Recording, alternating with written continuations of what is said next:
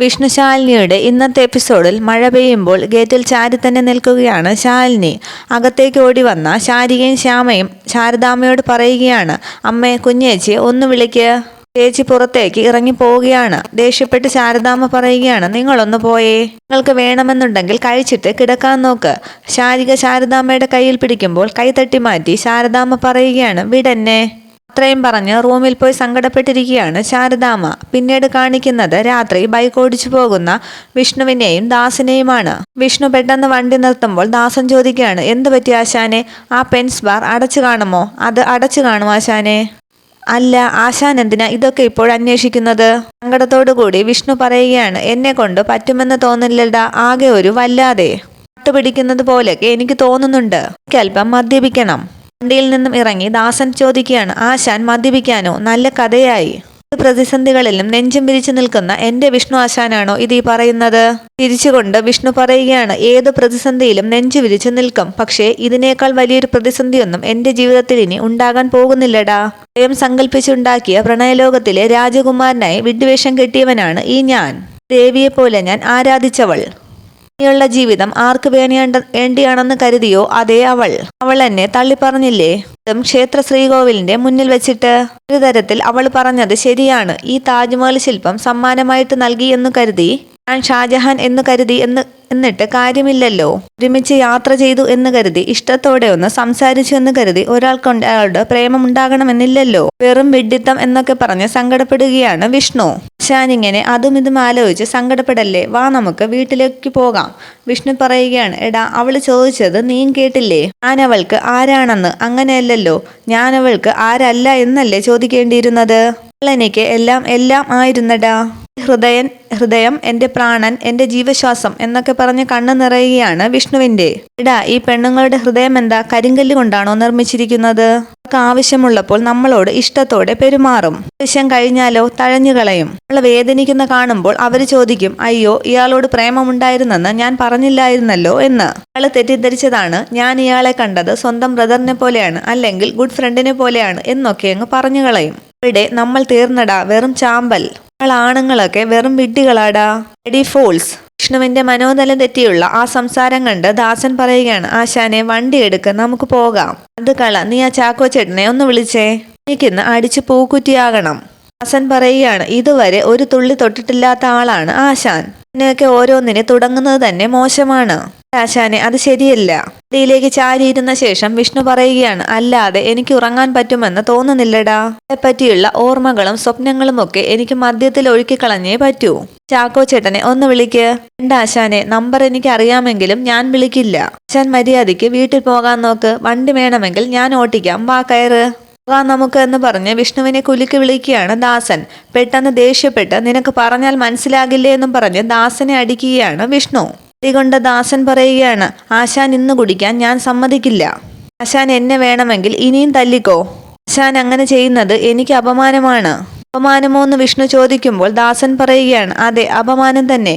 ഒരു പെണ്ണ് തള്ളിപ്പറഞ്ഞു എന്ന് വെച്ച് സത്യഭാമയുടെ മോൻ ഇങ്ങനെ കുടിച്ച് ലെക്ക് കെട്ട് നടക്കുന്നു എന്ന് പറയാൻ ഞാൻ ഇടവരുത്തില്ല ആശാനെ.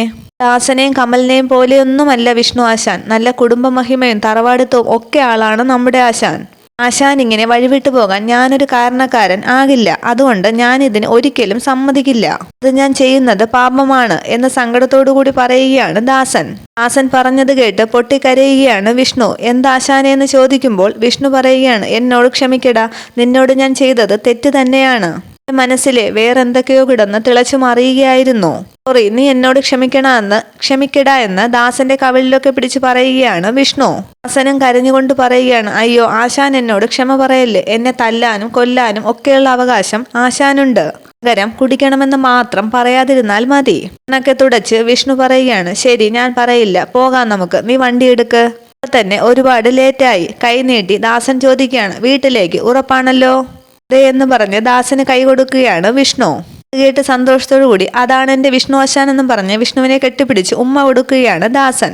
അതിനുശേഷം വണ്ടിയെടുത്ത് വീട്ടിലേക്ക് പോവുകയാണ് അവർ രണ്ടുപേരും. അതേസമയം വീട്ടിൽ രാഘവൻ നായരോട് സംസാരിക്കുകയാണ് സത്യഭാമ പറയുകയാണ്, ആ ശാരദാമ്മ പറഞ്ഞത് കേട്ടപ്പോൾ എനിക്ക് തൊലി ഉരിഞ്ഞു പോയി. സത്യഭാമയുടെ വീട്ടിലെ ജോലിക്കാരനാണത്രേ അവരുടെ കുടുംബം തകർത്തത്.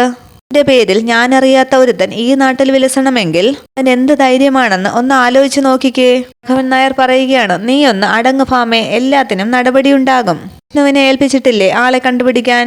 ഭാമ ചോദിക്കുകയാണ്. അതെ, പക്ഷെ അവൻ ഇതുവരെ എത്തിയിട്ടില്ലല്ലോ. ാണെങ്കിൽ ആ ജോലിക്കാരൻ ആരാണെന്ന് അറിയുന്നതുവരെ ഒരു മനസ്സമാധാനവും ഇല്ല രാഘവേട്ട. ആദ്യമായിട്ടാണ് ഇങ്ങനെ ഒരു സംഭവം. പെടുന്നത് സത്യഭാമയുടെ പേരല്ലേ?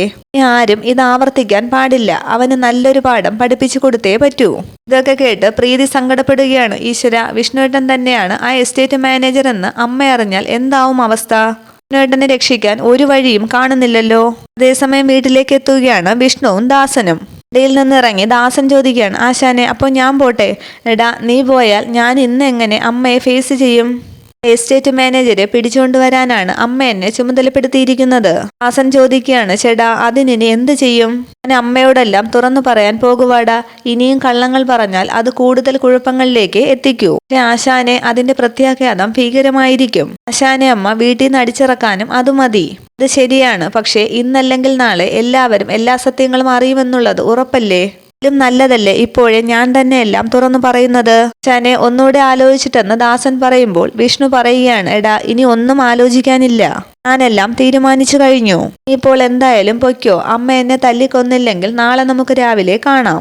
അത്രയും പറഞ്ഞ് അകത്തേക്ക് കയറുകയാണ് വിഷ്ണു. വിഷ്ണുവിന്റെ അവസ്ഥ കണ്ട് ദാസന് പോകാൻ മനസ്സ് വരുന്നില്ല. വിഷ്ണുവിന്റെ പുറകെ ചെല്ലുകയാണ് ദാസനും. വിഷ്ണുവിനെ കാണുമ്പോൾ നീ എത്തിയോന്നും പറഞ്ഞ് വിഷ്ണുവിന്റെ അടുത്തേക്ക് ചെല്ലുകയാണ് സത്യഭാമ. വിഷ്ണുവിന്റെ പുറകിലേക്ക് നോക്കിയിട്ട് സത്യഭാമ ചോദിക്കുകയാണ്, എന്നിട്ട് ആളെവിടെ? ആ റബ്ബർ എസ്റ്റേറ്റ് മാനേജർ എവിടെയെന്ന്?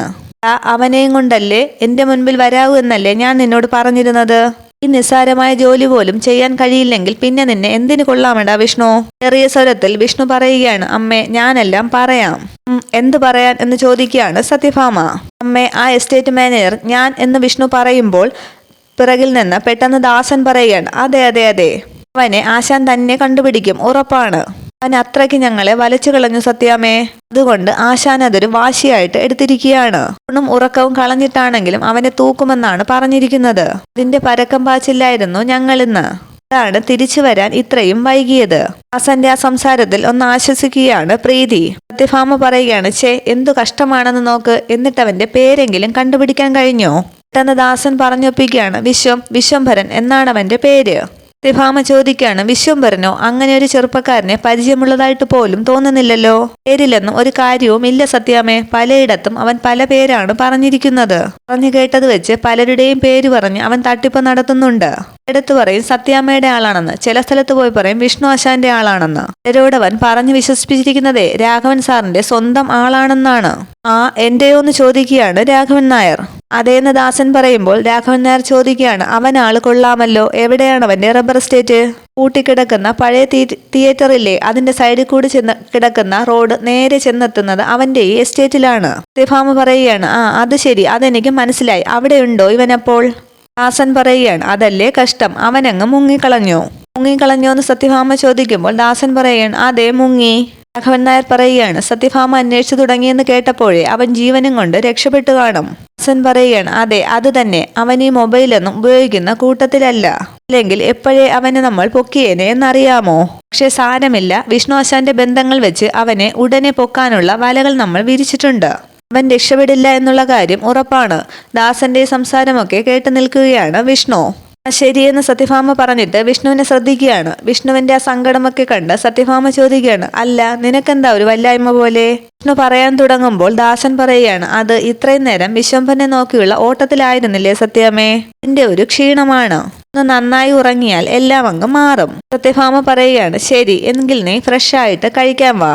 വിശ്വംഭരൻ മുങ്ങിയത് കുളത്തിലോ കായലിലോ കടലിലോ എവിടെയാണെങ്കിലും അത് വറ്റിച്ച് സത്യഭാമയുടെ കാൽച്ചുവട്ടിൽ എത്തിച്ചിരിക്കണം ഉടൻ തന്നെ.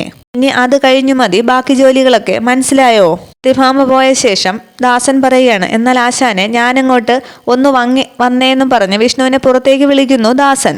തൽക്കാലം ഞാൻ പറഞ്ഞതാണ് സത്യം. ഇവിടെയും കൂടി ഒരു പെട്ടിത്തെറി ഉണ്ടായാൽ അതും കൂടി താങ്ങാൻ ആശാനെ കൊണ്ട് പറ്റത്തില്ല. ആശാനോടുള്ള സ്വാതന്ത്ര്യം കൊണ്ടാണ് ഞാൻ ഈ നമ്പർ ഇറക്കിയത്. ഇത് തെറ്റാണെങ്കിൽ ആശാനങ്ങ് പൊറുക്കണം. ഞാൻ ഇറങ്ങട്ടെ എന്നും പറഞ്ഞു പോവുകയാണ് ദാസൻ. പ്രീതി ഒന്ന് നോക്കിയിട്ട് മുകളിലേക്ക് കയറി പോവുകയാണ് വിഷ്ണു. മുകളിലേക്ക് എത്തി റൂമിലേക്ക് ഇരുന്നിട്ടും ശാലിനിയെ തന്നെ ആലോചിച്ചിരിക്കുകയാണ് വിഷ്ണു.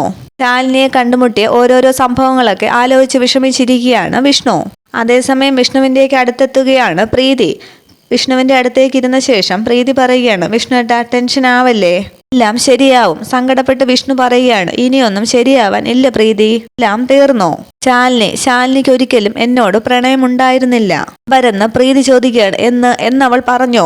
കണ്ണു നിറഞ്ഞ് വിഷ്ണു പറയുകയാണ്. മുഖത്തോട് മുഖം നിന്ന് നേരിട്ട് അവൾ പറഞ്ഞു. പ്രീതി സങ്കടപ്പെടുകയാണ്. ദൈവമേ, ഒട്ടും പ്രതീക്ഷിച്ചില്ലല്ലോ ഇത്. അതെ, ഒരിക്കലും ഒന്നും പ്രതീക്ഷിക്കാത്തതാണ് നടന്നത്. എന്നോട് അവൾക്കുണ്ടായിരുന്നത് ചെറിയൊരു ഇഷ്ടം മാത്രമായിരുന്നു. ആ ഇഷ്ടവും ഇപ്പോൾ മാഞ്ഞുപോയി. ഇന്ന് ഞാൻ അവൾക്ക് മുൻപിൽ വെറുമൊരു റൗഡി മാത്രമാണ്. പ്രീതി പറയുകയാണ്, അങ്ങനെയൊന്നും ആയിരിക്കില്ല. ഞാൻ അവളെ ഒന്ന് വിളിച്ചു നോക്കട്ടെ. ഏട്ടൻ ഇവിടെ നിൽക്ക്. പ്രീതി പോകാൻ തുടങ്ങുമ്പോൾ കടുപ്പിച്ച് വിഷ്ണു പറയുകയാണ്, വേണ്ട, എന്റെ ഈ മുഖം കൺമുന്നിൽ കണ്ടുപോകരുതെന്നാണ് അവൾ പറഞ്ഞിരിക്കുന്നത്. അവളെ മാത്രം, അവളുടെ മുഖം മാത്രം സങ്കല്പിച്ച് ഉറങ്ങുകയും ഉണരുകയും ഒക്കെ ചെയ്യുന്ന എന്നോട്. വിഷ്ണുവേട്ടൻ ഇങ്ങനെയൊന്നും സങ്കടപ്പെടാതെ നമുക്കെന്തെങ്കിലും ഒരു പരിഹാരം. ഒന്നുമില്ലടി, നീ പറഞ്ഞു തന്നെയാണ് ശരി. ഈ കഥയറിയാതെ ഞാനങ്ങ് കോമാളി വേഷം കെട്ടുകയായിരുന്നു. ഇന്നു മാത്രമല്ല, ശാലിനിയെ കണ്ട നാളു മുതലേ അങ്ങനെ തന്നെ ആയിരുന്നു. ഞാനത് തിരിച്ചറിഞ്ഞു കഴിഞ്ഞു എന്ന് പറഞ്ഞ് കരയുകയാണ് വിഷ്ണു. ശാലിനിയോട് ഏട്ടന്റെ ഇഷ്ടം തുറന്നു പറയാൻ ഞാൻ പറഞ്ഞതല്ലേ, പക്ഷെ ഏട്ടൻ അത് ചെയ്തില്ല. എടി, അത് പല സാഹചര്യങ്ങൾ കൊണ്ട് നടക്കാതെ പോയതല്ലേ. പക്ഷെ പറഞ്ഞപ്പോൾ അതവൾക്ക് ഉൾക്കൊള്ളാൻ പറ്റാത്ത സാഹചര്യം ആയിപ്പോയി. ഒരു പെണ്ണ് ആണിനോട് ചിരിക്കുകയും അടുത്ത് പെരുമാറുകയും ഒക്കെ ചെയ്താലേ അത് പ്രേമമല്ല എന്നാണ് അവൾ പറയുന്നത്. പക്ഷെ അത് മാത്രമാണോ പ്രീതി ഞങ്ങൾക്കിടയിൽ ഉണ്ടായിട്ടുള്ളത്? അവളുടെ ഏത് കാര്യത്തിനും സഹായത്തിന് വിളിച്ചുകൊണ്ടിരുന്നത് എന്നെയല്ലേ. പ്രണയമില്ലെങ്കിൽ ഒരു പെൺകുട്ടി ആണിനോടൊപ്പം മണിക്കൂറുകൾ യാത്ര ചെയ്യുമോ? എന്റെ കൂടെ ഒരു രാത്രി ഒരു ഹോട്ടൽ മുറിയിൽ താമസിക്കാൻ അവൾ ധൈര്യപ്പെടുമോ? ഒന്നുമില്ല. നിങ്ങൾ പെൺകുട്ടികളുടെ മനസ്സിൽ എന്താണെന്ന് മാത്രമാണ് എനിക്ക് മനസ്സിലാകാത്തത്. ആവശ്യത്തിന് ഉപയോഗിച്ചിട്ട് വലിച്ചെറിയാൻ മാത്രമുള്ള ഒരു വേസ്റ്റ് പാത്രം മാത്രമാണോ ആണുങ്ങളുടെ മനസ്സ്? വിഷ്ണുവിന്റെ ഉച്ചത്തിലുള്ള ഈ സംസാരം കേട്ട് വിഷ്ണുവേട്ടാന്ന് വിളിക്കുകയാണ് പ്രീതി. പറഞ്ഞതുപോലെ അവളുടെ പേരിലുണ്ടായ കളങ്കമാണ് പ്രശ്നമെങ്കിൽ അത് തിരുത്താൻ ഞാൻ തയ്യാറാണ്. പക്ഷേ എനിക്ക് പറയാനുള്ളത് മുഴുവൻ കേൾക്കാൻ തയ്യാറായില്ല അവള്. ഏതായാലും അവൾക്കൊരു പക്ഷേ എളുപ്പം എന്നെ മറക്കാൻ സാധിക്കുമായിരിക്കും. പക്ഷെ എനിക്കൊരിക്കലും അതിന് സാധിക്കില്ല പ്രീതി. ഞാനെന്ന് പറഞ്ഞത് വീണ്ടും വീണ്ടും ആവർത്തിക്കുകയാണ്. വിഷ്ണുവിന്റെ ജീവിതത്തിൽ ഒരു പെണ്ണുണ്ടെങ്കിൽ അത് ശാലിനി മാത്രമായിരിക്കും. ശാലിനി മാത്രം എന്ന് പറഞ്ഞ് സങ്കടപ്പെടുകയാണ് വിഷ്ണു. അതേസമയം കുടുംബശ്രീയുടെ ഗേറ്റിന് മുന്നിൽ ആ കോരിച്ചൊരിയുന്ന മഴയത്ത് തന്നെ നിൽക്കുകയാണ് ശാലിനി. അവിടെ നിൽക്കുന്ന ശാലിനിയെ നോക്കി സങ്കടപ്പെട്ട് നിൽക്കുകയാണ് ശ്യാമയും ശാരികയും. ഇത്രയുമാണ് നാളത്തെ എപ്പിസോഡ് വിശേഷങ്ങൾ. Okay, thank you.